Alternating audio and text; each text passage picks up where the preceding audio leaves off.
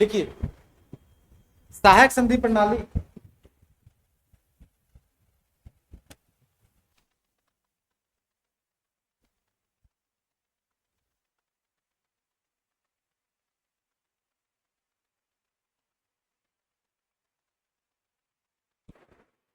सहायक संधि प्रणाली का सर्वप्रथम प्रयोग फ्रांसीसी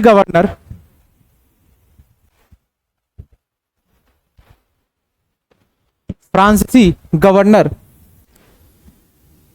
डुप्ले ने किया था। फ्रांसीसी गवर्नर डुप्ले ने किया था। भारतीय राजाओं को सैनिक सहायता देने के बदले भारतीय राजाओं को सैनिक सहायता देने के बदले धन लेने की प्रथा का आरंभ किया। धन लेने की प्रथा का आरंभ किया, जिसे बाद में रॉबर्ट क्लाइव ने भी अपनाया था। जिसे बाद में रॉबर्ट क्लाइव ने भी अपनाया था। रॉबर्ट क्लाइव ने भी अपनाया था, किंतु वेलेजली ने इस प्रणाली को सहायक संधि का नाम देकर इसे व्यवस्थित रूप से प्रस्तुत किया,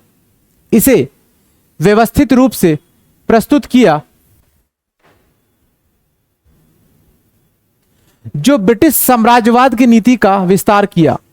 जो ब्रिटिश साम्राज्यवाद की नीति का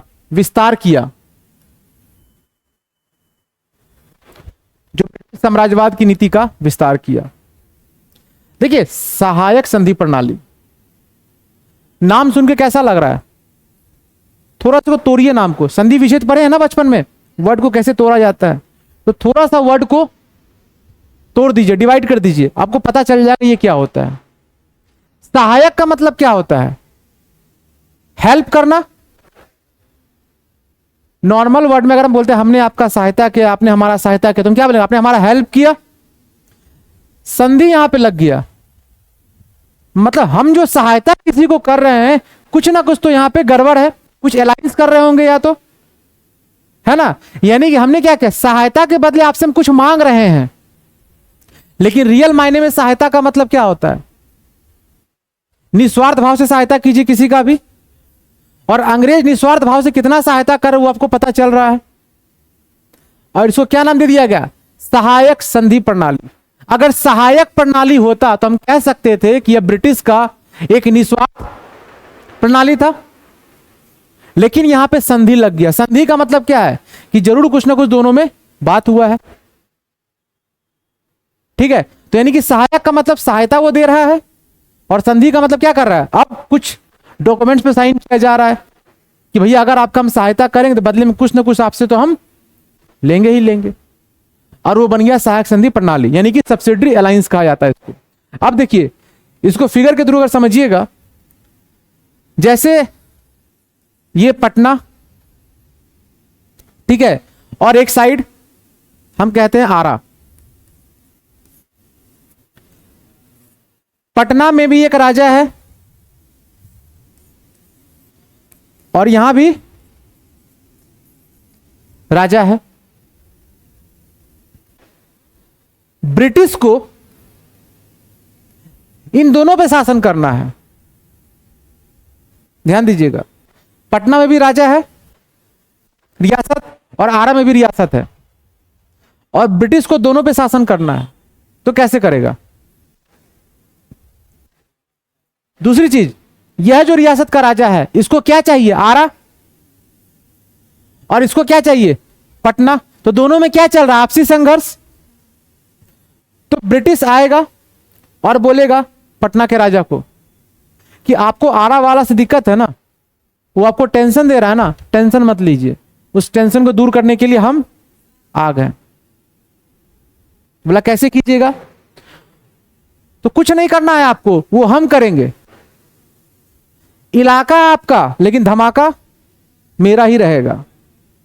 मतलब इस जगह पे सोल्जर किसका रहेगा? मेरा। सब चीज मेरा रहेगा, लेकिन मेरे सैनिक का जो रंगारंग कार्यक्रम चलेगा उसका इंतजाम कौन करेगा? आप। क्योंकि आपको क्या दे रहा है यह? सेफ्टी। लेकिन इस अलायंस में एक बात तय कर दिया गया कि आप कोई भी काम बिना मेरे परमिशंस के नहीं कीजिएगा। अगर बिना परमिशंस के आप कोई भी काम कर रहे हैं तो आपके खिलाफ हम कार्रवाई करेंगे। अंग्रेज बोला राजा से कि अगर हमसे बिना पूछे आपने कोई काम किया जिससे हम मेरे लिए प्रॉब्लम हो सकता है तो हम आपके ऊपर डायरेक्ट एक्शन ले लेंगे। बोला ठीक है, काम कीजिए, आप अपना सैनिक को भेजिए, इसका जो भी रंगारंग कार्यक्रम चलेगा सारा प्रोग्राम हम कौन करेगा? तय हम करेंगे, खर्चा हम करेंगे। यानी कि सैनिक किसी और का, खर्चा कोई और दे रहा है। तो ये हुआ ना दिमाग वाली बात कि उसको सैलरी देने का दरकार नहीं, उसका पैसा बच गया, राजा का पैसा खर्च हो गया। तो पटना का प्रॉब्लम सॉल्व। अब आया आरा। आरा में क्या हुआ? वही चीज कि आपको पटना वाले से डर है। बोला हाँ भाई, कभी भी अटैक कर देगा। सेम वही चीज, मेरा सोल्जर आपके यहां पे तैनात रहेगा, उसका खर्चा पानी कौन देगा? आप। तो इस तरह करके क्या किया? दोनों क्षेत्र पे अपना अधिकार कर लिया, सहायक भी कर लिया और संधि भी कर लिया। तो यही क्या कहलाया? सहायक संधि प्रणाली। ब्रिटिश क्या कर रहा है? सहायता ही तो कर रहा है ना, लेकिन सहायता में क्या छुपा हुआ है? संधि। और संधि का मतलब ही क्या है कि कुछ ना कुछ दायरा यहां पे रखा गया है। संधि का मतलब यही होता है कि संधि का उल्लंघन नहीं कर सकते हम।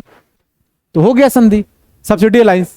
यानी कि सहायक संधि प्रणाली का सर्वप्रथम प्रयोग फ्रांसीसी गवर्नर डुप्ले, याद कीजिए फ्रांसीसी में डुप्ले था, बहुत एकदम गेम चेंजर व्यक्ति था ये। अगर इसको नहीं बुलाया होता तो आज हम ब्रिटिश नहीं पढ़ रहे होते, आज हम फ्रांसीसी पढ़ रहे होते। लेकिन सही टाइम पे क्या, मतलब गलत टाइम पे इसको बुला लिया गया और फ्रांसीसी पूरी तरीके से यहां पे हार गया। तो सहायक संधि प्रणाली का सर्वप्रथम प्रयोग किसने किया था? डुप्ले। याद रखिए, क्वेश्चन पूछा जाता है कि सब्सिडरी अलायंस यानी कि सहायक संधि प्रणाली का सर्वप्रथम प्रयोग करने वाला व्यक्ति डुप्ले। सर्वप्रथम यूरोपियन देश में कौन आएगा? फ्रांसीसी।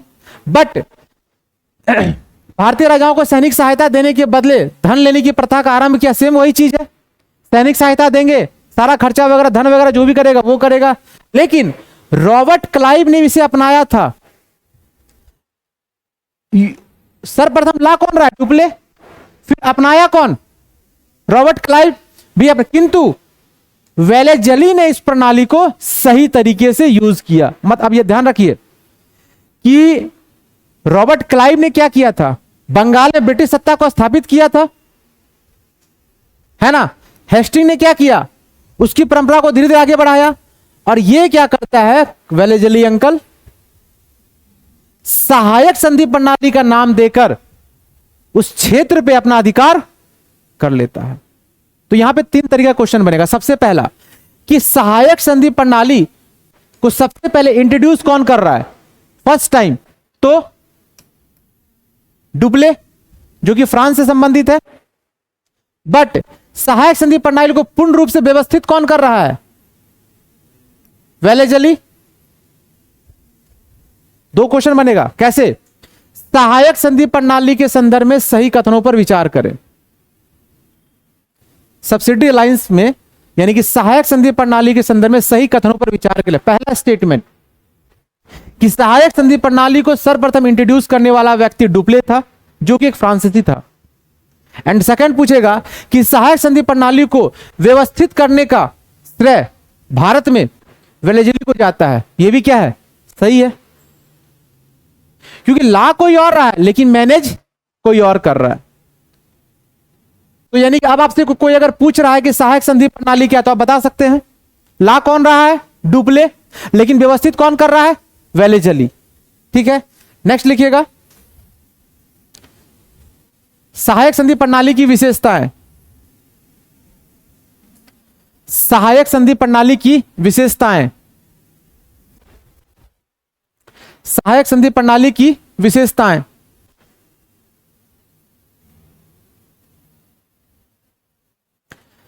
राज्य में ब्रिटिश सेना की नियुक्ति। राज्य में ब्रिटिश सेना की नियुक्ति। दूसरा स्टेटमेंट, आंतरिक एवं बाह्य आक्रमण से राज्य की सुरक्षा। आंतरिक एवं बाह्य आक्रमण से राज्य की सुरक्षा। आंतरिक एवं बाह्य आक्रमणों से राज्य की सुरक्षा। नेक्स्ट, राज्य की विदेश नीति पर कंपनी के अधीन। राज्य की विदेश नीति पर कंपनी के अधीन। राज्य की विदेश नीति पर कंपनी के अधीन। नेक्स्ट पॉइंट, राज्य कंपनी के अनुमति के बिना युद्ध या संधि नहीं कर सकते थे। राज्य कंपनी के अनुमति के बिना युद्ध या संधि नहीं कर सकते थे। युद्ध या संधि नहीं कर सकते थे। देसी रियासत के शासक नाम मात्र शासक। देसी रियासत के शासक नाम मात्र के शासक।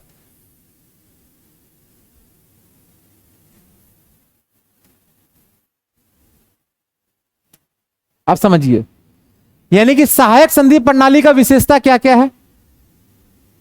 अब सोचिए कि एक जैसे ये पटना ही है, एग्जाम्पल में लेते हैं पटना ही है, और ब्रिटिश ने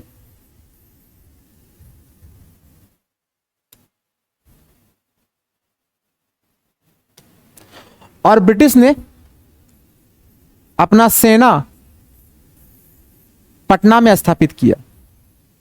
ठीक है, ध्यान दीजिएगा इधर, ब्रिटिश ने क्या किया, अपना सेना को पटना में स्थापित किया। तो सबसे पहले क्या बोलेगा कि राज्य में ब्रिटिश सेना की नियुक्ति हुआ कि नहीं हुआ। पहला स्टेटमेंट, राज्य में ब्रिटिश सेना की नियुक्ति हुआ ना। अब पटना में किसका सेना आ गया, ब्रिटिश का। दूसरा, आंतरिक एवं बाह्य आक्रमण से राज्य की सुरक्षा। बताइए, अब ये डिफेंस लेवल पे काम कर रहा है ना, सेफ्टी दे रहा है ना इसको, कि बाहर से अगर कोई भी आक्रमण करेगा तो सहायता कौन करेगा, ब्रिटिश का सैनिक। नेक्स्ट, राज्य की विदेश नीति पर कंपनी के अधीन, यानी कि जब ये ब्रिटिश पटना वाले राजा के पास गया तो क्या बोला कि आप कोई भी काम बिना मेरे परमिशंस के नहीं कर सकते हैं, कि अगर आप परमिशन कीजिएगा तो फिर हम डायरेक्ट एक्शन आपके लिए ले लेंगे। और राजा को भी अपना राज्य बचाना है, अपना पोस्ट बचाना है, तो फिर कोई भी काम बिना इसकी अनुमति के या नहीं कर सकता। नेक्स्ट, राज्य कंपनी की अनुमति के बिना युद्ध या संधि नहीं कर सकता। जैसे हमने बताया ये पटना है और ये आरा है। अब सपोज दैट मानिए कि आरा वाला बोला पटना से, भैया आप हमसे क्या कर लीजिए, संधि कर लीजिए, लेकिन ब्रिटिश यहां पर है, तो कहीं ना कहीं ब्रिटिश का संधि का उल्लंघन करेगा ये। तो ब्रिटिश पहले ही सचेत कर दिया कि आप बिना हमारे परमिशंस के कोई युद्ध या संधि नहीं कर सकते हैं। नेक्स्ट, देसी रियासत के शासक नाम मात्र शासक। यहां पे जो राजा है कोई कर्म का है राजा, नाम मात्र ही तो है, कोई काम का नहीं है। आप मान के चलिए आप कलेक्टर बन गए हैं, लेकिन आप नेता के अंडर में काम कर रहे हैं, वो बोलेगा उठ तो उठ, बैठ तो बैठ, तो आपका कोई वैल्यू रहा, कोई वैल्यू नहीं रहा। तो यानी कि ये क्या हो गया, नाम मात्र शासक हो गया। तो आपसे अगर आपसे कोई सब्सिडी लाइंस पूछ रहा है तो सीधे बता दीजिए ऐसे ही कि इलाका आपका होगा लेकिन धमाका मेरा होगा, यही सब्सिडी लाइंस। समझ रहे हैं ना रॉडी राठौर, इलाका उस राजा का है जो शुरू से यहां पे काम कर रहा है, लेकिन धमाका कौन कर रहा करके, ब्रिटिश। मेरी सेना के धमाका भी करेगा, इसका अय्यासी का सारा साजो सामान का खर्चा कौन करेगा, राजा करेगा। बच गया ना पैसा अपना, इसी को बोलते हैं माइंड गेम। तो ब्रिटिश ऐसे ही आगे नहीं बढ़ा, ऐसे ही पूरे विश्व पे इसने शासन नहीं किया। गेम चेंजर था, ये कैसे गेम को चेंज करना है, और कर दिया चेंज। फिर नेक्स्ट हेडिंग लिखिएगा,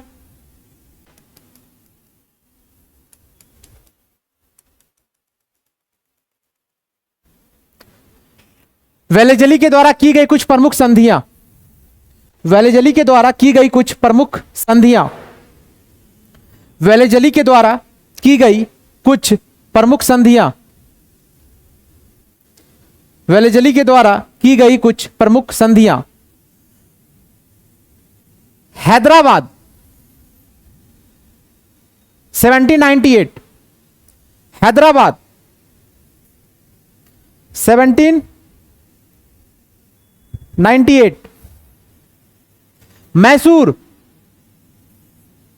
1799, मैसूर 1799, तंजौर 1799, तंजौर 1799, अवध 1801, अवध 1801, मराठा पेशवा 1802, मराठा पेशवा 1802,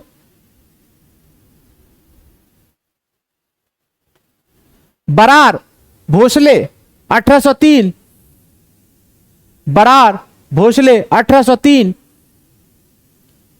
एंड लास्ट सिंधिया 1804, सिंधिया 1804। तो यहां पे क्वेश्चन कैसे बनेगा, ध्यान दीजिएगा कि सहायक संधि प्रणाली के द्वारा सबसे पहले किस क्षेत्र को शामिल किया गया, हैदराबाद। अभी क्वेश्चंस करेंगे इसका। दूसरा मैसूर, तीसरा तंजौर। ठीक है, तो ऐसे आपसे क्वेश्चन यहां पे बन सकता है। तो इसका क्वेश्चन लिख लीजिए। अब लिखिए, सहायक संधि प्रणाली के संदर्भ में, सहायक संधि प्रणाली के संदर्भ में, सहायक संधि प्रणाली के संदर्भ में फर्स्ट पॉइंट यानी पहला स्टेटमेंट लिखिएगा, फ्रांसीसी गवर्नर डुप्ले के द्वारा, फ्रांसीसी गवर्नर डुप्ले के द्वारा, डुप्ले के द्वारा प्रथम बार लाया गया, प्रथम बार लाया गया। सेकंड स्टेटमेंट, ब्रिटिश अधिकारी वेलेजली ने, ब्रिटिश अधिकारी वेलेजली ने इस सहायक संधि प्रणाली को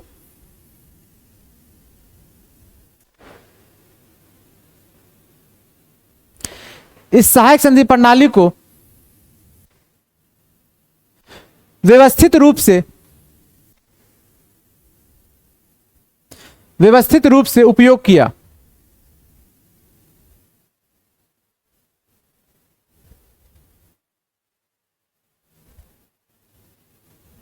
नीचे लिखिए, इनमें से कौन सा कथन या उपर्युक्त में से कौन सा कथन सही है, उपर्युक्त में से कौन सा कथन सही है, उपर्युक्त में से कौन सा कथन सही है। ऑप्शन ए केवल एक, ऑप्शन ए केवल एक, ऑप्शन बी केवल दो, ऑप्शन सी एक और दो, ऑप्शन डी इनमें से कोई नहीं। और बच्चा जानता है इसका आंसर क्या हो जाएगा, ऑप्शन सी। अब स्टेटमेंट वही रहेगा, क्वेश्चन ऑप्शन चेंज करते हैं। लिखिए, इसी क्वेश्चंस का दूसरा ऑप्शन लिखिए, उपर्युक्त में से कितने कथन सही हैं, उपर्युक्त में से। नेक्स्ट स्टेटमेंट लिखिए इसका, मतलब ये जो क्वेश्चन लिखे हैं ना, क्वेश्चन, ये क्वेश्चन आपसे पूछा जाएगा, इस टाइप से पूछा जाएगा क्वेश्चन। अब क्वेश्चन वही रहेगा, ऑप्शंस चेंज कर रहे हैं, ठीक है, इसका दूसरा टाइप कर रहे हैं हम लोग। लिखिएगा, उपयुक्त में से कितने कथन सही हैं, उपयुक्त में से कितने कथन सही हैं। ऑप्शन ए ऐसे लिखिएगा, पहला कथन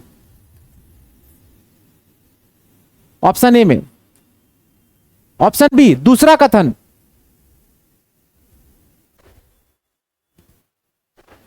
ऑप्शन सी दोनों कथन, ऑप्शन डी कोई नहीं।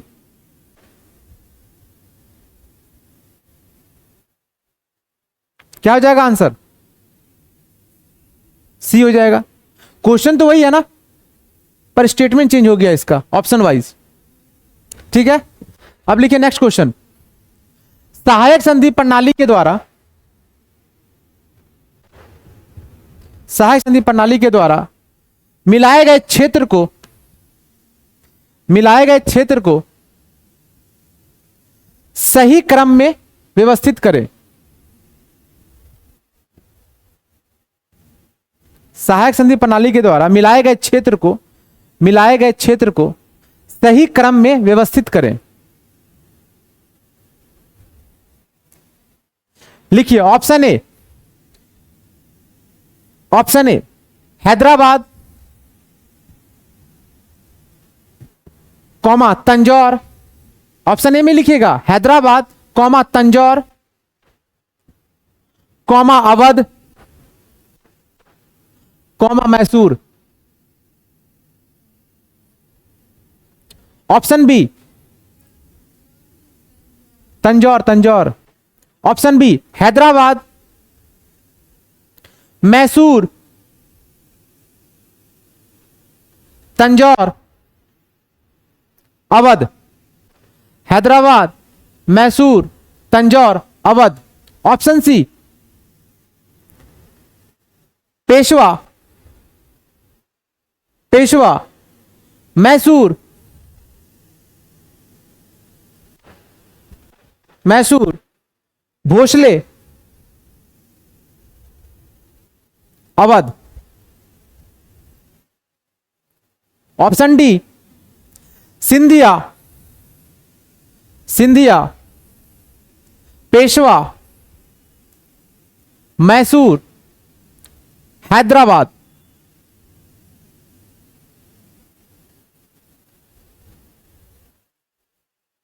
तो आंसर क्या हो जाएगा इसका?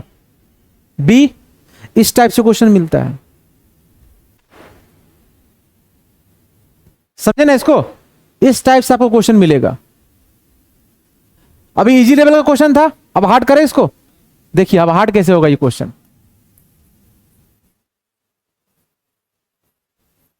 बस ऑप्शन चेंज होगा हमारा। यहां पे क्या कर देगा, एक में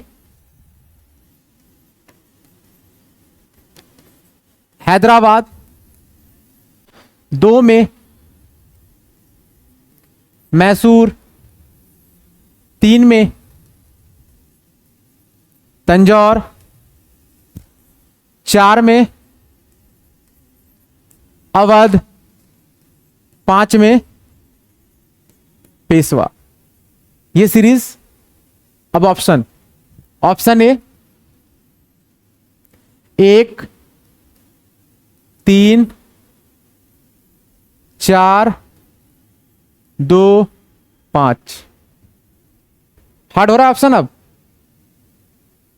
पहले इसको लिखिए, 1 नंबर 2 नंबर लिखिए। पहले 1 नंबर में हैदराबाद, इसी क्वेश्चन, इसी का दूसरा टाइप लिखिए। 1 नंबर में हैदराबाद, 2 नंबर में मैसूर, 2 नंबर में मैसूर, 3 नंबर में तंजौर, 4 में अवध, 5 में पेशवा, 5 में पेशवा। अब ऑप्शंस लिखिए, लिखिए ऑप्शन ए, ऑप्शन ए 1, 1, 3, 4, 2, 5। 1, 3, 4, 2, 5। ठीक है। Option B 1, 2, 1, 2, 3, 4, 5। Option B 1 2 3 4 5। Option C 2, option C में 2 3, ऑप्शन सी में 2 3 1 4 5 and last option D 1, option D में लिखिएगा 1 2 3 5 4। तो पहले जो क्वेश्चंस किया, अब जो क्वेश्चन, दोनों का लेवल आपको अलग लग रहा है, ये थोड़ा कंफ्यूज करेगा क्वेश्चंस। ये लेवल है क्वेश्चंस का, सेम स्टेटमेंट है ना क्वेश्चन में आपका, लेकिन ऑप्शन क्या किया आपके साथ, गेम कर दिया आपके साथ। तो सही क्रम आंसर क्या हो जाएगा इसका, बी। ये तो अभी आपको पता है कि हैदराबाद, मैसूर, तंजौर और अवध। तो यानी कि H M T A, ये सीरीज याद रखेगा, ऊपर से 4। और अब क्या कर रहा है एग्जाम वाला, वो देखा कि बच्चा सब ऊपर से तो पढ़ लिया सही क्रम में, अब पीछे से पूछो सही क्रम क्या होगा। समझे बात की नहीं, कि आपने ऊपर से तो पढ़ लिया, अब नीचे से क्रम सजाना है। तो पहला सिंधिया, भोसले, पेशवा, अवध, ये पूछा है क्वेश्चन। यही है कि क्वेश्चंस यहीं से आ रहा है, लेकिन आप जो एग्जाम दे रहे हैं, एग्जामिनर को पता है कि आपको कैसे घुमाना है यहां पर, वो आपको ऐसे घुमा देगा। तो जब आप सही क्रम में पढ़ रहे हैं तो उल्टे क्रम में भी आपको पढ़ना पड़ेगा। तो ये क्वेश्चन आपसे पूछ लेगा ये, यही है क्वेश्चन पैटर्न, इसी को समझना है। जब ये समझ जाइएगा तो आपके लिए क्वेश्चन इजी हो जाएगा। नेक्स्ट हेडिंग डालिएगा, व्यापकगत सिद्धांत नीति। समझे सहायक संधि प्रणाली सारा चीज, ठीक है। व्यापकगत सिद्धांत नीति यानी कि doctrine of lapse, doctrine of lapse. लिखिए, डलहौजी की व्यापकगत सिद्धांत नीति ने, डलहौजी की व्यापकगत सिद्धांत नीति ने ब्रिटिश साम्राज्यवाद की नीति, डलहौजी की व्यापकगत सिद्धांत नीति ने ब्रिटिश साम्राज्यवाद की नीति को, ब्रिटिश साम्राज्यवाद की नीति को अंतिम चरण के रूप में, अंतिम चरण के रूप में, अंतिम चरण के रूप में जाना जाता है, जाना जाता है, क्योंकि इस सिद्धांत के द्वारा, क्योंकि इस सिद्धांत के द्वारा ब्रिटिश, क्योंकि इस सिद्धांत के द्वारा ब्रिटिश ने गोद निषेध, ब्रिटिश ने गोद निषेध नीति को अपनाया, गोद निषेध नीति को अपनाया और साम्राज्यवाद को आगे बढ़ाया, और साम्राज्यवाद को आगे बढ़ाया, और साम्राज्यवाद को आगे बढ़ाया।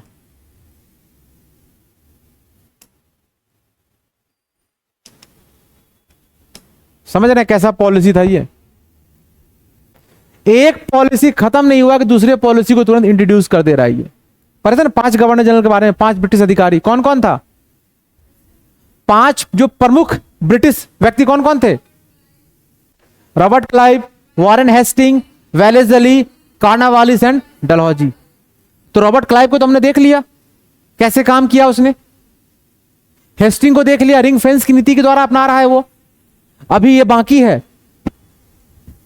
डलहौजी। पढ़ेंगे 1857 की क्रांति। अब क्या है ये व्यापक सिद्धांत नीति? तो हमारी भारतीय परंपरा में गोद लेने की प्रथा है ना। तो ये जो गोद लेने की प्रथा है हमारे यहां, तो अच्छी चीज है ना ये, कि आप एक बच्चे को माता पिता का प्यार मिल रहा है। लेकिन ब्रिटिश को यह बात खटका कि कुछ ऐसा रणनीति लाना पड़ेगा कि साम्राज्य पे अपना हक जमाना पड़ेगा। लेकिन कैसे? और यहां पर आप सहायक संधि प्रणाली का यूज नहीं कर सकते हैं कोई तरीके से। देखिए क्या सहायक संधि प्रणाली यहां पे यूज कर पाएगा? नहीं कर पाएगा, क्योंकि अगर सहायक संधि प्रणाली यूज करेगा तो कुछ लोग उसको एक्सेप्ट नहीं करेंगे, जैसे महारानी लक्ष्मीबाई एक्सेप्ट नहीं करेंगे उसको। दूसरी चीज कि ये जो गोद लेने का प्रथा था, ये कहीं ना कहीं हमारे कल्चर से जुड़ा हुआ था। तो अब क्या हुआ कि डलहौजी आया यहां पे, ये व्यक्ति, इसको जिम्मेदारी दिया गया, भेजा ब्रिटिश, जाओ कुछ करो। देखो कुछ लोग काम करके आए हैं, इसको मोटिवेट किया। किसका नाम से? रॉबर्ट क्लाइव के नाम से, हेस्टिंग के नाम से, वेरेजली के नाम से। तो भाई सीधी सी बात है, ऑफिसर है, ये भी चाहता ना कि मेरा भी नाम हो, ब्रिटिश हमको भी जाने। बोला ठीक है। तो इसने टारगेट किया भारतीय महिलाओं को, भारतीय लोगों को, क्योंकि राजा की परंपरा में क्या होता है कि अगर आपका खुद का वंश नहीं है तो आप गोद लिए हुए बच्चे को राजा बना सकते हैं। पकड़ लिया पॉइंट को यह। तो आपको पता है कि जैसे रानी लक्ष्मीबाई, इनका कोई बेटा नहीं था, तो इन्होंने क्या किया था? गोद लिया हुआ था। बहुत से ऐसे लोग थे जिन्होंने गोद लिया। तो डलहौजी ने सूचना जारी किया कि भैया जिसका अपना वारिस नहीं है, अपना खून नहीं है, तो वह व्यक्ति, वह बच्चा इस राज्य का उत्तराधिकारी नहीं हो सकता है। अगर आपका अपना खून है तो उत्तराधिकारी बनाइए, लेकिन अगर आपका उत्तराधिकारी नहीं है, आपका खून नहीं है, तो आप इसको अपना उत्तराधिकारी नहीं बना सकते हैं। अगर बनाइएगा तो प्रॉब्लम हो जाएगा। तो इसका एक ही सॉल्यूशन है कि वो राज्य को अब देखेगा कौन, जब उत्तराधिकारी रहा ही नहीं तो देखने वाला कौन बचा? ब्रिटिश। यानी कि जैसे एक राजा है, उसका कोई वंश नहीं है, लेकिन उसने क्या किया, एक बच्चे को गोद ले लिया और बोला यही बच्चा मेरा अगला उत्तराधिकारी बनेगा। तो डलहौजी गया उसके पास, बोला भाई देखो ये चीज नहीं चलेगा, हमने यहां पे कुछ चेंजेस किया है कि अगर आपका खुद का वंश, खुद का वारिस है तो आप उत्तराधिकारी बनाइए, हम कुछ नहीं बोलेंगे, लेकिन किसी अननोन बच्चे को आप यहां पर उत्तराधिकारी नहीं बना सकते हैं। तो राजा बोला कि जब ये उत्तराधिकारी नहीं बनेगा तो मेरे मरने के बाद कौन इसको संभालेगा? तो टेंशन आप मत लीजिए राजा, उसको कौन संभालेगा? हम संभालेंगे। तो यानी कि क्या किया कि उस राजा को कहा कि जब आपका वंश नहीं, आपका वारिस नहीं है, तो इसका उत्तराधिकारी ही नहीं होगा, ये अब ब्रिटिश कंपनी के अधीन में काम करेगा ये। और कहीं ना कहीं इन सारे क्षेत्रों पर किसका अधिकार हो जाएगा? ब्रिटिश का हो जाएगा। तो यानी कि व्यापक सिद्धांत नीति क्या है? सिंपल सा फॉर्मूला है उसका कि अगर आपका खुद का वारिस नहीं है तो वह राजा नहीं बन सकता है, तो वह क्षेत्र किसके पास चला जाएगा? ब्रिटिश के पास। That is doctrine of lapse. ठीक है। अब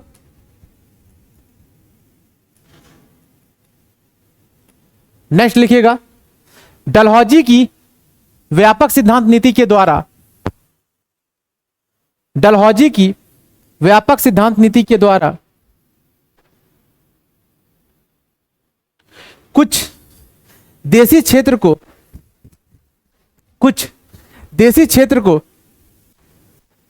ब्रिटिश साम्राज्य में मिला लिया गया। कुछ देशी क्षेत्र को ब्रिटिश साम्राज्य में मिला लिया गया,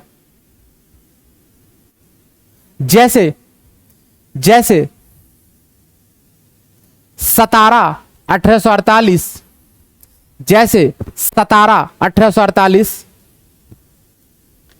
जैतपुर 1849, जैतपुर 1849, संभलपुर 1849, संभलपुर 1849, बघाट 1850, बघाट 1850, उदयपुर 1852, उदयपुर 1852 एंड लास्ट झांसी 1853। झांसी 1853।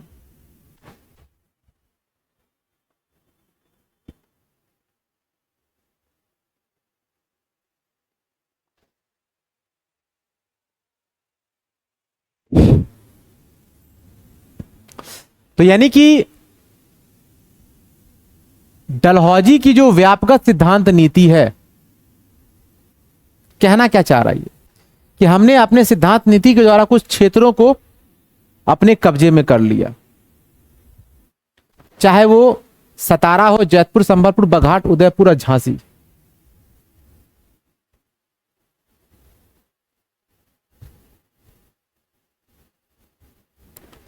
तो समझ गए इस चीज को कि अगर आपसे पूछ रहा है कि डॉक्ट्राइन ऑफ लैप्स के द्वारा व्यापक सिद्धांत नीति के द्वारा सबसे पहले किस क्षेत्र को मिलाया गया?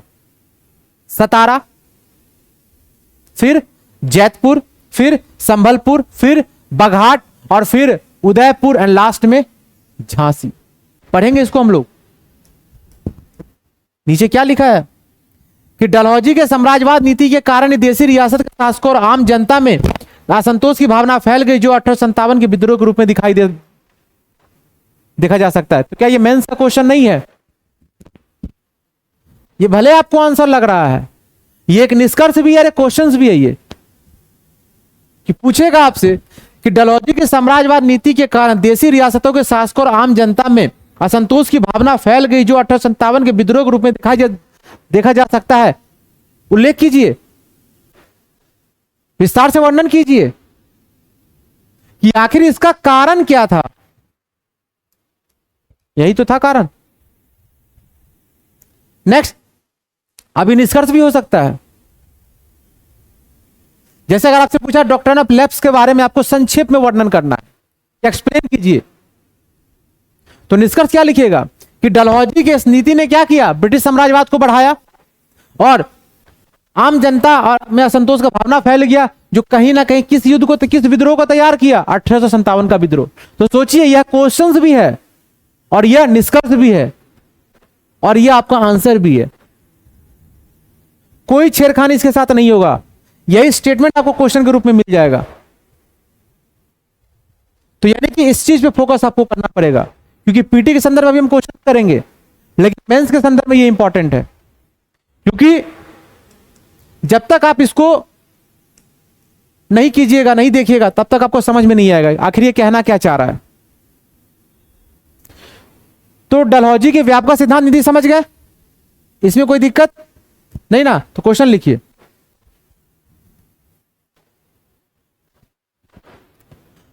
हड़प नीति को लागू करने वाला व्यक्ति कौन था? हड़प, हड़प, हड़प, हड़प,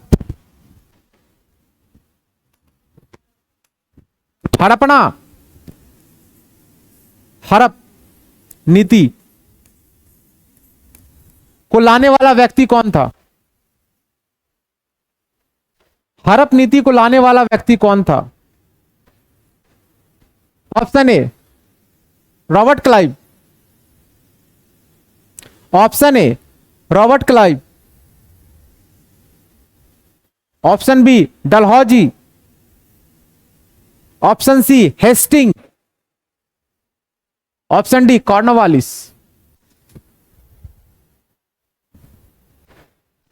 क्या हो जाएगा आंसर? डलहौजी ही होगा, क्योंकि इसको हड़पना भी तो कह रहे हैं ना एक वर्ड में। क्या किए? हड़प लिए, जबरदस्ती। क्या?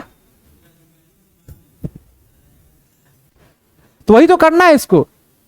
साम्राज्यवाद का मतलब क्या होता है कि साम्राज्यवाद में जो भी आएगा, क्योंकि चाहे प्राचीन भारत हो, चाहे मध्यकालीन हो, चाहे आधुनिक हो, हर कोई अपने वर्चस्व के लिए लड़ रहा है। किसी भी एक व्यक्ति के इतिहास के पन्नों को उलट करके देखिए, आपको सबसे पहला जो वर्ड मिलेगा अपना खुद का वर्चस्व। आज अगर आप लोग इस हॉल में बैठे हैं तो किसके लिए बैठे हैं? अपने वर्चस्व के लिए ना, कि आपका भी वर्चस्व होना चाहिए। वर्चस्व यानी कि खुद का एक साम्राज्यवाद होना चाहिए। नहीं सोचते हैं कि आप मेरे पास इतना बड़ा बंगला होगा, गाड़ी होगा, ये होगा, लेन देन फलाना ठिकाना। तो वो क्या है? आपका साम्राज्यवादी तो बढ़ा रहे हैं ना आप अपना।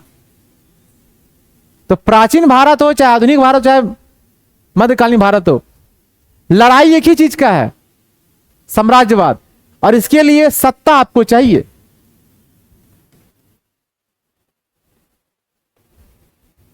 जो करना पड़े कर दो इसके लिए,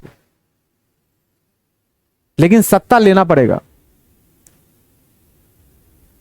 आखिर चंद्रगुप्त मौर्य नंद वंश को, धनानंद को क्यों मारा? चाणक्य ने क्या बोला उनको कि बेटा अब समय आ गया है कि खुद का साम्राज्य बढ़ाओ। कहां तक पहुंचता? अफगानिस्तान तक, साउथ। साम्राज्यवाद की तो नीति था ना उसका। अगर उसको चाणक्य नहीं बोलते, मगध तक ही रहता, वो सीमित क्षेत्र तक रहता। जैसे अगर आपसे पूछा जा रहा है कि चंद्रगुप्त मौर्य हो या टीपू सुल्तान हो या फिर और भी जो नवाब हैं, तो उनमें और इनमें क्या अंतर है? अंतर है कि टीपू सुल्तान हो वो क्षेत्र तक सीमित है, लेकिन मौर्य साम्राज्य क्षेत्र विस्तार में है। मुगल साम्राज्य क्षेत्र, इतने सारे साम्राज्य आए मुस्लिम के। गुलाम वंश आया, खिलजी वंश आया, तुगलक वंश आया, लेकिन सबसे ज्यादा इंपॉर्टेंट किसको दे रहे हैं आप?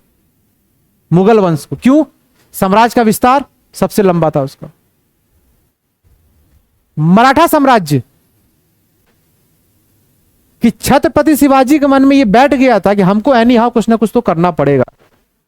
इनके पिताजी से कहता है ये कि पापा बहुत हो गया, कि हमारा खुद का एक साम्राज्य होना चाहिए जहां पे सही वे पे काम करेंगे हम। तो क्या किया? किसका स्थापना किया? मराठवाड़ा का, मराठा साम्राज्य का। तो साम्राज्यवाद की नीति को अपनाया इसने। बाजीराव प्रथम भी क्या बोलता है? अटक से कटक। लड़ाई इसी का है, साम्राज्यवाद। और प्रेजेंट टाइम में क्या साम्राज्यवाद की नीति नहीं चल रहा है? भारत में नहीं चल रहा है। बीजेपी क्या चाहता है? साम्राज्यवाद। पूरे स्टेट में किसका झंडा होना चाहिए? बीजेपी का। कांग्रेस क्या चाह रहा है? सब तो यही चाह रहा है ना कि सारा सीट पे किसका अधिकार हो। इसीलिए तो अब की बार इसका मतलब क्या कह रहा है ये?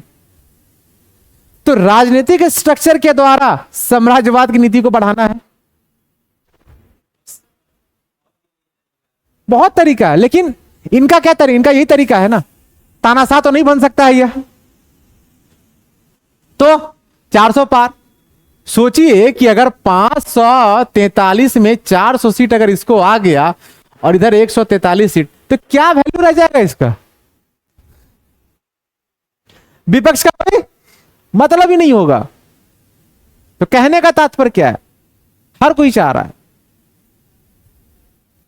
हर पॉलिटिकल पार्टी, चाहे आम आदमी पार्टी हो, सोच रहा है दिल्ली में सरकार बना लिए, थोड़ा पंजाब में बना ले, थोड़ा हरियाणा में बना ले, थोड़ा राजस्थान में बना ले। तो चुनाव लड़ रहा है ना वो। क्यों लड़ रहा है? अपने पॉलिटिकल स्ट्रक्चर का वो विस्तार कर सके। तभी तो कहेगा देखो मेरा सरकार इतने इतने जगहों पर है, यानी मेरा साम्राज्य है ये। कोई भी दिक्कत हो पंजाब में बता देना हमको, छूट जाओगे तुम। तो प्रेजेंट टाइम में इसी पे काम किया जा रहा है आज भी, साम्राज्यवाद की नीति।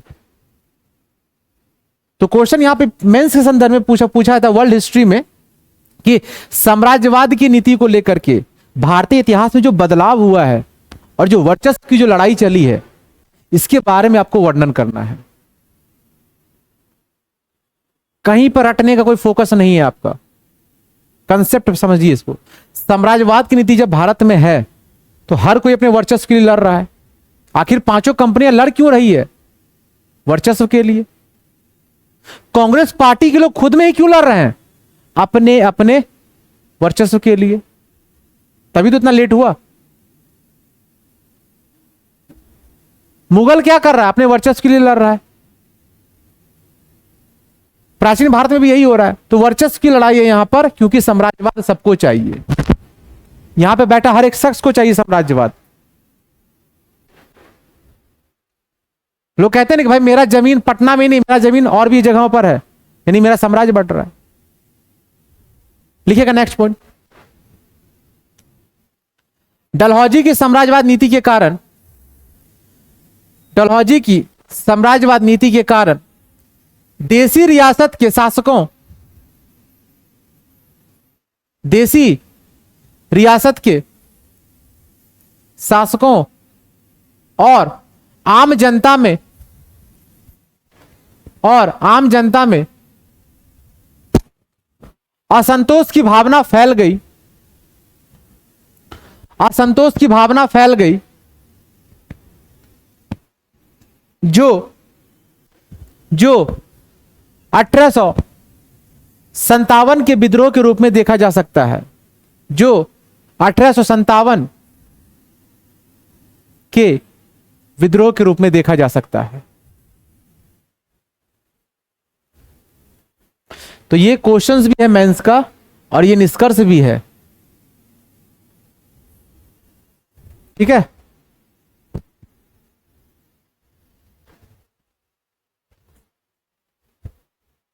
तो बोले यहां तक किसी कोई दिक्कत, समझ में आया सारा चीज?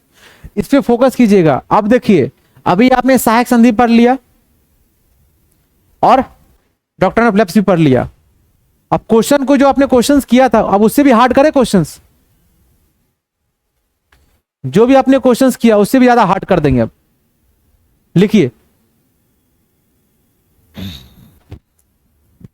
व्यापकत सिद्धांत नीति, व्यापकत सिद्धांत नीति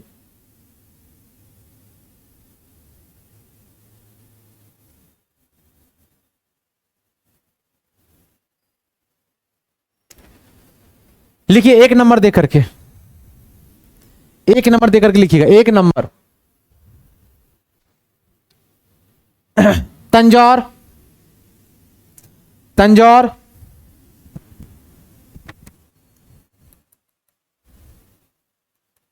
तंजौर,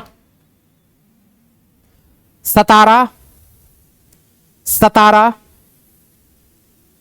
तंजौर, सतारा, झांसी, झांसी, उदयपुर।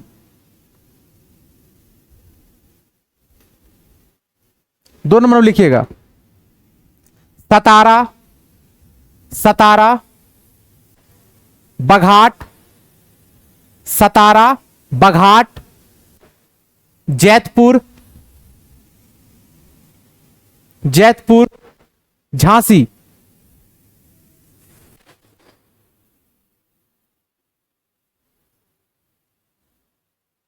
तीन नंबर लिखिएगा,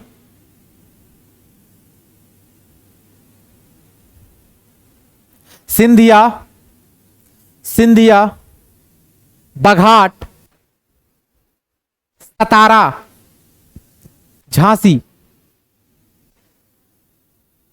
सिंधिया, बघाट, सतारा, झांसी। चार नंबर लिखिएगा, अवध, अवध, झांसी, अवध, झांसी, उदयपुर, जैतपुर। इसको जो 1 2 3 4 लिखे हैं ना, इसको एबीसीडी कर दीजिएगा, इसको एबीसीडी कर दीजिएगा। चलिए अब बताइए, ये कंफ्यूजन क्वेश्चन है या नहीं है? कैसे कंफ्यूजन है बताइए। अब ये बी तो सही है, लेकिन क्या ये कंफ्यूजन क्वेश्चन है या नहीं है? कैसे कंफ्यूजन बताइए। अभी आपको कंफ्यूज कैसे कर रहा है क्वेश्चन, बोलिए।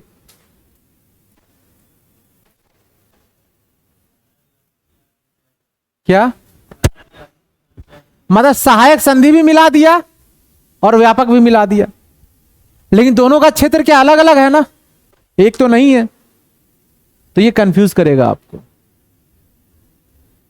तो जैसे ही आपके पास आता है डॉक्ट्रिन ऑफ लैप्स। तो सतारा, जैतपुर, संभलपुर, बघाट, उदयपुर, झांसी। और यूपीपीसी से उल्टा पूछ लेता है, झांसी, उदयपुर, बघाट, संबलपुर, जैतपुर, सतारा। तो आपको दोनों क्रम याद होना चाहिए कि सतारा है, जैतपुर है, संभलपुर है, बघाट है, उदयपुर और झांसी है।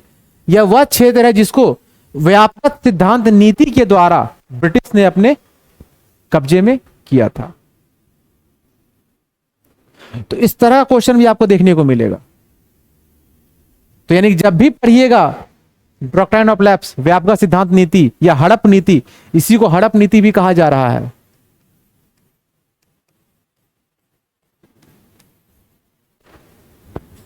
पूछ लेगा आपसे कि हड़प नीति का प्रतिपादन किसने किया था? डलहौजी। हड़प नीति के द्वारा पहला क्षेत्र कौन सा था? देसी रियासत सतारा। अंतिम कौन सा था? झांसी। काम खत्म। चलिए नेक्स्ट लिखिएगा।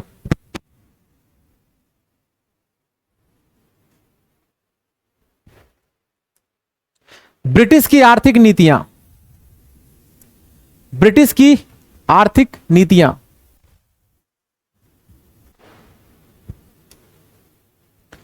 ब्रिटिश की आर्थिक नीतियां।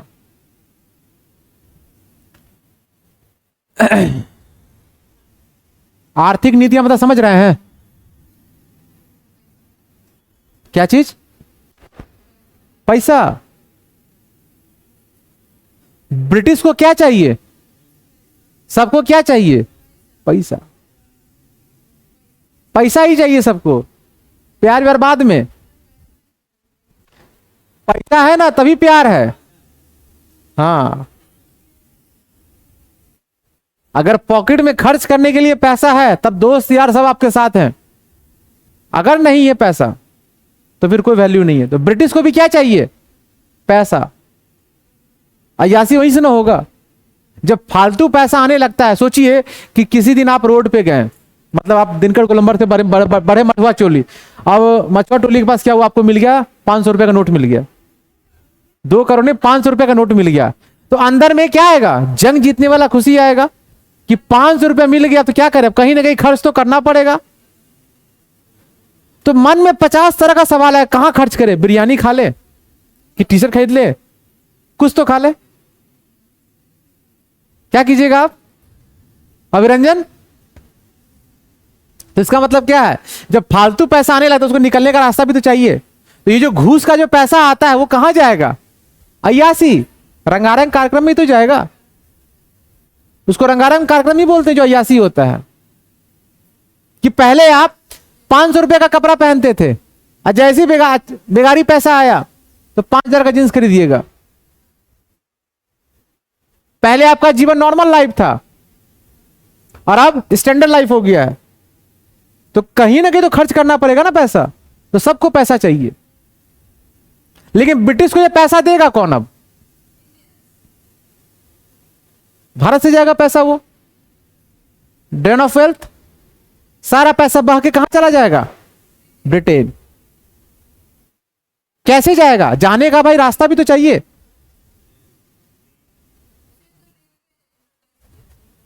तो जाने का रास्ता भी तो चाहिए पैसा। बोरी मान के लेके जाइएगा, पकड़ लेगा, मारेगा 4 लाठी रोड पर ही आपको। तो कैसे जाएगा? ट्रेन से जाएगा। तो ट्रेन बनाना पड़ेगा। तो ब्रिटिश ने सबसे अच्छा काम क्या किया? रेलवे का विकास किया अपने लिए। यूटिलाइज कौन कर रहा है? हम लोग कर रहे हैं। उस समय के लिए भरे वो खराब था, हमारे लिए अब अच्छा हो गया ना। तो ब्रिटिश की कुछ नीतियां भले ही भारत में हुआ अपने स्वार्थ के लिए स्टार्ट किया, लेकिन कहीं ना कहीं भविष्य में आज उसका उपयोग सही तरीके से हो रहा है।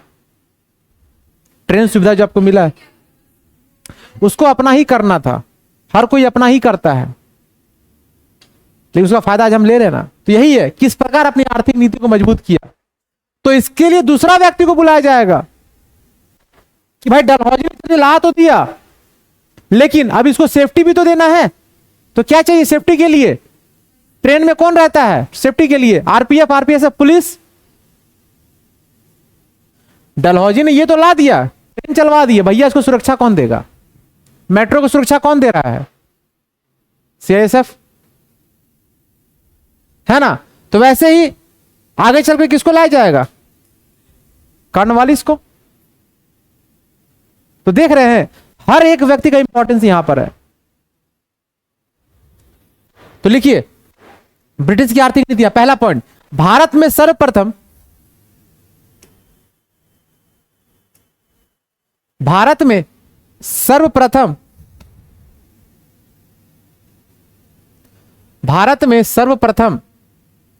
रेल निर्माण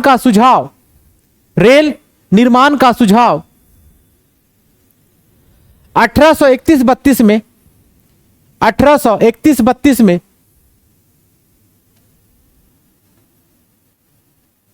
1831-32 में लॉर्ड विलियम बेंटिक के काल में दिया गया।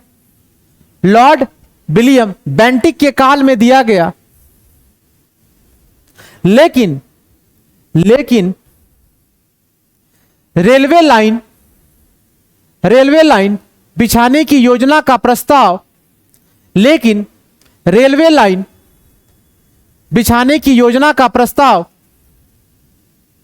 लॉर्ड डलहौजी ने प्रदान किया था और 16 अप्रैल 1853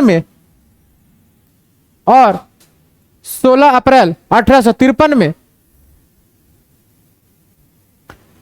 डलहौजी के कार्यकाल में ही सर्वप्रथम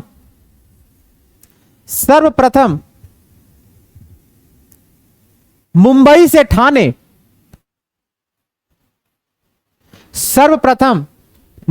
Thane 30 kilometre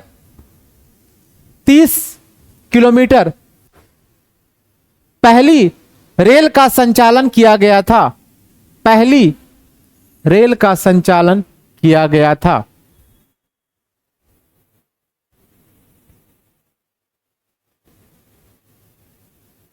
next point, Bharat में रेलवे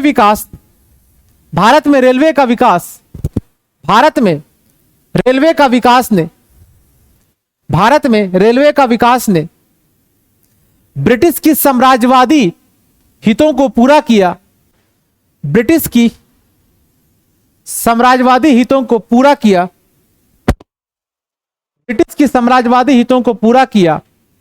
इसने भारत के बाजार तक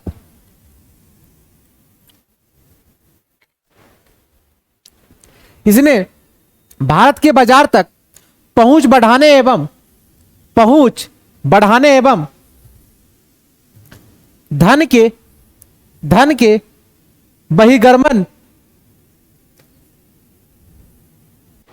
भारत में रेलवे का विकास ने ब्रिटिश के साम्राज्यवादी हितों को पूरा किया।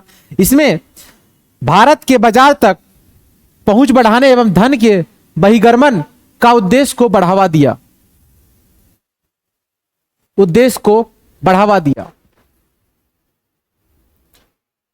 तो सब कोई जानता है कि पहला जो रेल चला था कहां से कहां तक, ये मुंबई नहीं, ये बंबई होगा, ठीक है ना?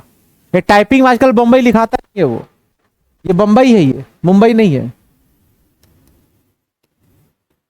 ये बंबई है, मुंबई नहीं है, याद रखिएगा। तो पहला ट्रेन कब चला था? 1853। कहां से कहां तक चला था?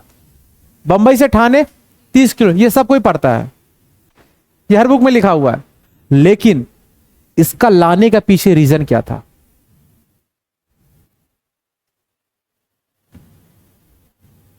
ब्रिटिश की साम्राज्यवादी हितों को पूरा करना।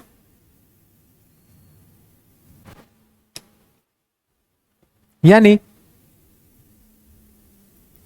ब्रिटिश की साम्राज्यवादी हितों को पूरा करना। तो ये पूरा कैसे होगा? जब बहिर्गमन समझते हैं क्या होता है? बहिर्गमन यानी ये भारत का जो खजाना है। अच्छा, भारत को सोने की चिड़िया कहा जाता है, मतलब सोना का मतलब कहने का तात्पर्य भारत हर चीज से परिपूर्ण था, चाहे प्रकृति की बात करें चाहे संस्कृति की बात करें। सोना का मतलब क्या था, वो गोल्ड नहीं होता है, मतलब हर चीज से ये वो कहते हैं लड़का हीरा है, सुने है ना। तो लड़का हीरा नहीं है, लड़का का गुण क्या है, हीरे जैसा है, चमकदार है, जो जहां भी जाता है सबको प्रभावित कर देता है, कहा जाता है नहीं है। तो कहने के पीछे एक रीजन, वो एक कहावत है। तो वही कह रहा भारत सोने की चिड़िया, यानी कि भारत में क्या है, प्राकृतिक संपदा भरा हुआ है यहां पर, है ना, कल्चर यहां पे भरा हुआ है, जिसके लिए भारत जाना जा रहा है। आज अगर भारत का अस्तित्व यहां पर है तो किसके कारण है, संस्कृति। अफगानिस्तान ने अपनी संस्कृति को खत्म कर दिया, क्या अफगानिस्तान का अस्तित्व है अब, देख लीजिए आपके पास ही है, नहीं है। तो इसीलिए भारत को टारगेट किया जा रहा है, भारत के बाजार को। और आज भी भारत में इतना कैपेसिटी है ना, अगर भूखमरी पूरे वर्ल्ड में आ जाएगा ना तो भारत में इतना कैपेसिटी होगा 5 साल तक बिना उपजाए वो खाना खा सकता है, ऐसा आराम का जीवन जी सकता है, लेकिन और कोई देश नहीं जी सकता है। भारत में कभी भी भूखमरी जैसी स्थिति नहीं हो सकती है, क्योंकि हमारे यहां हर क्षेत्र किसी न किसी एग्रीकल्चर में वो आगे है। क्या, बस वही चीज, हमारा जो पॉलिटिकल जो सिस्टम है ना, उसने क्या किया, पूरी तरीके से बर्बाद कर दिया इसको। आप जिस क्षेत्र में रहते होंगे उस क्षेत्र का कोई तो प्रोडक्ट होगा जो बहुत सबसे ज्यादा इंपॉर्टेंट होगा, हर एक क्षेत्र का होता है। लेकिन हमारे यहां क्या है, जो वितरण प्रणाली, जो सही तरीके से जो काम किया जाना चाहिए वो नहीं हो रहा है। आज हम ला रहे 1 डिस्ट्रिक्ट 1 प्रोडक्ट। किसी भी रेलवे स्टेशन पे आप जाइए, एक आपको दुकान दिखेगा कोना साइड में, जहां पर आपको क्या दिखेगा, 1 डिस्ट्रिक्ट 1 प्रोडक्ट, 1 डिस्ट्रिक्ट 1 प्रोडक्ट। यानी कि वहां पे आपको क्या दिखेगा, सबसे पहले सूती वस्त्र के कपड़े दिखेंगे, मट्टी से बना हुआ वस्तु आपको दिखेगा। देखते ही नहीं देखते, पटना जंक्शन में है, राजेंद्र नगर में भी है, नहीं देखे हैं, कभी जाइए स्टेशन, घूमिए ऐसे ही, भारत के हर स्टेशन में है, ऐसे ही जाइए घूमने के लिए, मजाक नहीं कर रहे, जाइए। क्या बोले, टीटी कर लेगा, नहीं नहीं, अंदर में बाहर में रहता है वो, जाके देख, वहां पे लिखा 1 डिस्ट्रिक्ट 1 प्रोडक्ट। पटना जंक्शन जाइएगा तो वहां पे आपको दिखेगा, जहां पे ट्रेन खड़ा हुआ था ना पटना जंक्शन के पास, वहीं से एंटर कीजिएगा, वहां पे लिखा हुआ होगा 1 डिस्ट्रिक्ट 1 प्रोडक्ट। राजेंद्र नगर में भी है। तो ये किसको बढ़ावा दे रहा है, जैसे कि आज हम, पहले हमारे यहां जो बोतल हुआ वो कहीं ना कहीं बांस का यूज करते थे, बांस का ही बोतल बनता है, मिट्टी का यूज करते थे। तो ये किसको बढ़ावा दे, लघु और कुटीर उद्योग को, स्मॉल इंडस्ट्री। लेकिन आज ये खत्म हो गया, आज हम किसका यूज कर रहे हैं, प्लास्टिक, जो हमारे लिए क्या सही नहीं है। तो इसीलिए कहा जा रहा है कि जो डिस्ट्रिक्ट जिस चीज में फेमस है उसको आगे बढ़ाना चाहिए। तो काम कौन करेगा, सरकार। तो ब्रिटिश ने क्या कैसी का फायदा उठाया कि यहां के लोग लड़ ही रहे हैं, चलो भारत का बाजार तक अपना पहुंच बनाते हैं, तो ट्रेन, यानी कि अब पटना से प्रोडक्ट को जाना है कहां, मान के चलिए झारखंड भेजना है इसको, रांची, बाय रोड जा पाइएगा, बहुत प्रॉब्लम है, लूट लिया जाएगा आपको, क्योंकि क्रांतिकारी दल भी तो है यहां पर, राष्ट्रीय आंदोलन भी तो चल रहा है इस बीच। तो ट्रेन लाओ, जो आएगा सो पटरी पे आएगा ना, आने तो हर तरीके से सोच के रखा है ब्रिटिश। लेकिन क्रांतिकारी दल भी क्या है, वो भी खतरनाक है, काकुरी कांड कर देते हैं, ट्रेन में लूट लेते हैं वो लोग। मतलब ब्रिटिश अगर 2 कदम आगे बढ़ रहा है तो भारत के जो क्रांतिकारी जो वीर है वो क्या कर रहे हैं, उसे 4 कदम आगे है। तुम ट्रेन आगे बढ़ाओगे, बढ़ाओ, काकुरी कांड 1925 पढ़ेंगे, ट्रेन ही लूट लेता है, पटरी गायब हो जाता है। यानी सोच रहे हैं ना कि भारत की मार्केट तक पकड़ बनाना है। और आज भी देखिए, आज भी ये चीज है, पूरे वर्ल्ड में सबसे ज्यादा लेबर देने वाला देश कौन सा है, भारत। पूरे देश में, पूरे वर्ल्ड में सबसे ज्यादा प्रोडक्ट को यूटिलाइज करने वाला देश कौन है? भारत। उत्पादन को बढ़ावा देने वाला देश कौन है? भारत। सबसे बड़ा मार्केट कहां है? भारत। जितने भी देश है, आप कुछ भी बनाइए, बेचने के लिए कहां जाना पड़ेगा? क्यों? क्योंकि सबसे ज्यादा पॉपुलेशन कहां पर है? भारत में। तो आपको भारत के बाजार में पकड़ बनाना पड़ेगा। आज भी है, लेकिन आज कंडीशन उल्टा है। पहले क्या था? पहले बाहर जाता था, अब बाहर से लोग यहां आ रहे हैं। That is GDP. उत्पादन को बढ़ावा देंगे ना भारत के स्तर पर, पढ़ते हैं ना जीडीपी, ग्रॉस डोमेस्टिक प्रोडक्ट। जितना उत्पादन को बढ़ावा देंगे हमारा ग्रोथ उतना बढ़ेगा। तो यही है कि बाजार तक आपको पकड़ बनाना है। चलिए लिखिए नेक्स्ट।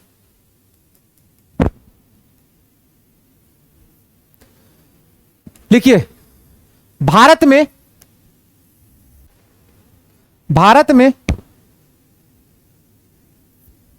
सिविल सेवा की शुरुआत, भारत में सिविल सेवा की शुरुआत लॉर्ड कॉर्नवालिस के द्वारा किया गया था।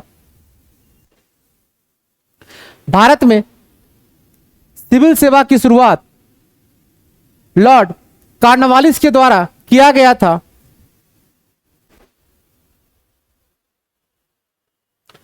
फरवरी 1786 में बंगाल के गवर्नर जनरल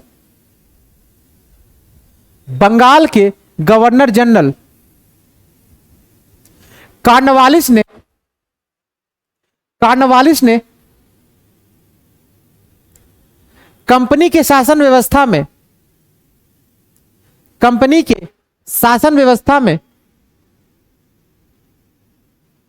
सुधार लाने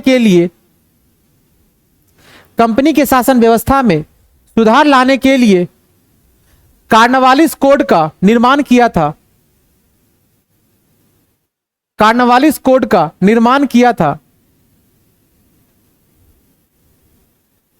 जिसके द्वारा राजस्व प्रशासन और न्यायिक प्रशासन को पृथक कर दिया गया। पृथक मतलब अलग कर दिया गया।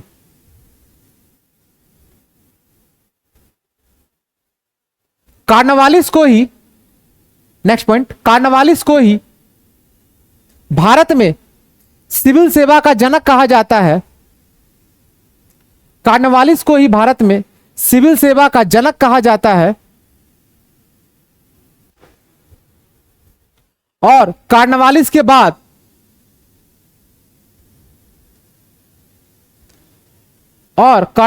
बाद वेलेजली ने सिविल सेवा के भर्ती के लिए,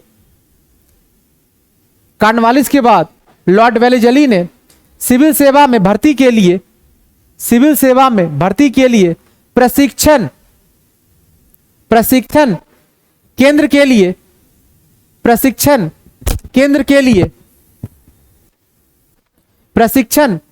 केंद्र के लिए फोर्ट विलियम कॉलेज की स्थापना किया गया।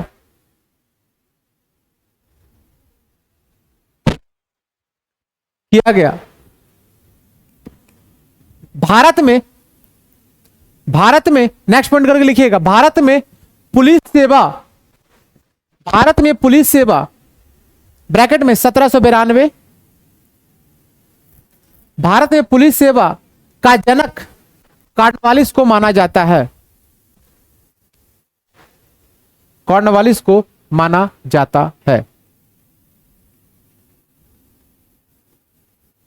तो पहला क्वेश्चन मिलेगा आपसे कि भारत में सिविल सेवा की शुरुआत किसने किया? कॉर्नवालिस ने। ये जो आज आप तैयारी कर रहे हैं यूपीएससी, बीपीएससी, पीसीएस का, इसको लाने का श्रेय किसको दिया जा रहा है? कॉर्नवालिस को। तो भले ही ब्रिटिश आया, भारत को लूटा, बर्बाद किया, ठीक है, गलत काम देख लिए हम लोग, अच्छा काम भी तो देख ले। आज जिस चीज के लिए तैयारी कर रहे हैं, जिस चीज में आप सफर करते हैं, रेलवे, जब जब भी रेलवे में बैठिएगा तो ब्रिटिश के बारे में अच्छा बात बोल दीजिएगा कि रेल कौन दिया, ब्रिटिश।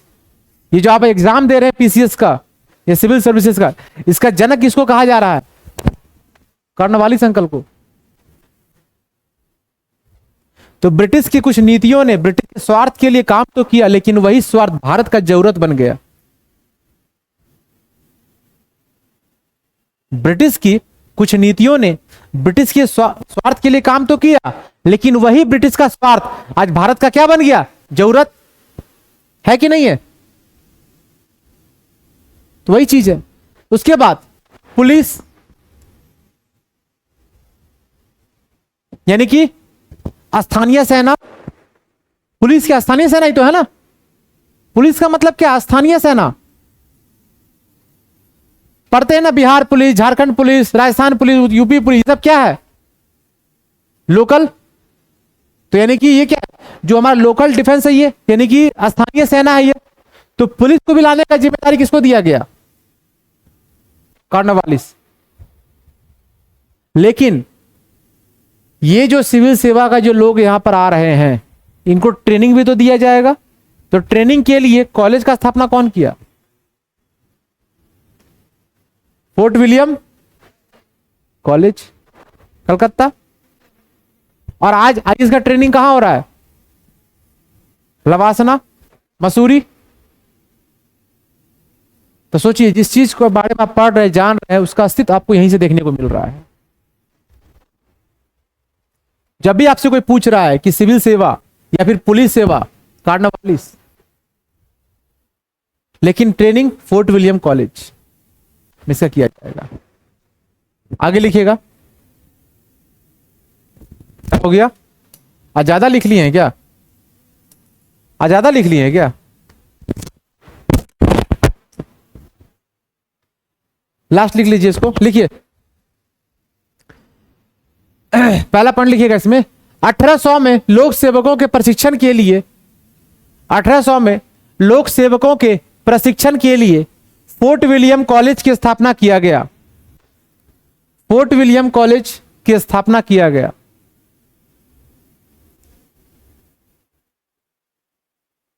नेक्स्ट, 1833 में चार्टर एक्ट के द्वारा, 1833 में चार्टर एक्ट के द्वारा सिविल सेवकों के चयन हेतु, सिविल सेवकों के चयन हेतु योग्यता को आधार माना गया। योग्यता को आधार माना गया। योग्यता को आधार माना गया। और 1833 के चार्टर अधिनियम ने, और 1833 के चार्टर अधिनियम ने,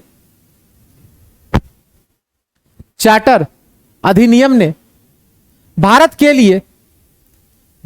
लिए प्रशासनिक इकाई, भारत के लिए प्रशासनिक इकाई में गवर्नर जनरल के साथ, प्रशासनिक इकाई में गवर्नर जनरल के साथ एक चौथे आम सदस्य को जोड़ने का प्रावधान किया गया। एक चौथे आम सदस्य को जोड़ने का प्रावधान किया गया, जो भारत में कानून बनाने का प्रभारी था। जो भारत में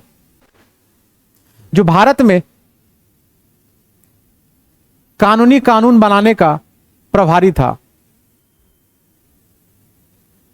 एंड लास्ट पॉइंट, 1853 में चार्टर एक्ट के द्वारा, 1853 में चार्टर एक्ट के द्वारा खुली प्रतियोगिता एवं परीक्षा के सिद्धांत को लागू किया गया। खुली प्रतियोगिता एवं परीक्षा के सिद्धांत को लागू किया गया? सत्येंद्र नाथ टैगोर पहले भारतीय थे। सत्येंद्र नाथ टैगोर पहले भारतीय थे जिन्होंने 1863 में सिविल सेवा को पास किया था। सिविल सेवा को पास किया था। तो यानी कि भारत का पहला व्यक्ति कौन था जिसने आईसीएस अधिकारी की एग्जाम को पास किया था? वो कौन था? सत्येंद्र नाथ टैगोर। समझे? पहला आईएएस अधिकारी कौन है? क्या हो गया? सुबह क्या सर पढ़ेंगे इसके बाद? पढ़ेंगे 1904 में। नहीं, सुभाष चंद्र बोस। क्या सुभाष चंद्र बोस 1921 में ये इस्तीफा दे देते आईएएस के पद से और कूद जाते हैं किस में? राष्ट्रीय आंदोलन में। तो पहले जो आईएएस अधिकारी वो सत्यनारायण। अच्छा, एक महिला आईपीएस ऑफिसर भी है, पहली, किरण बेदी। फर्स्ट जो आईपीएस ऑफिसर है वुमेन, वो कौन है? किरण बेदी।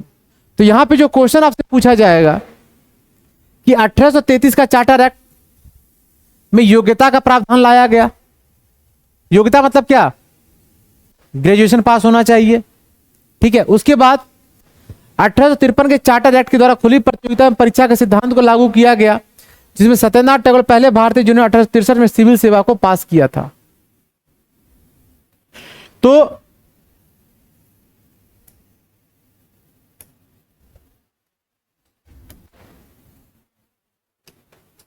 आपने जो अभी यहां पे देखा कि आर्थिक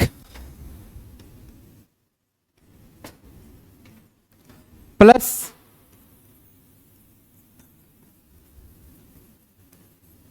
सहायक संधि और हड़प नीति,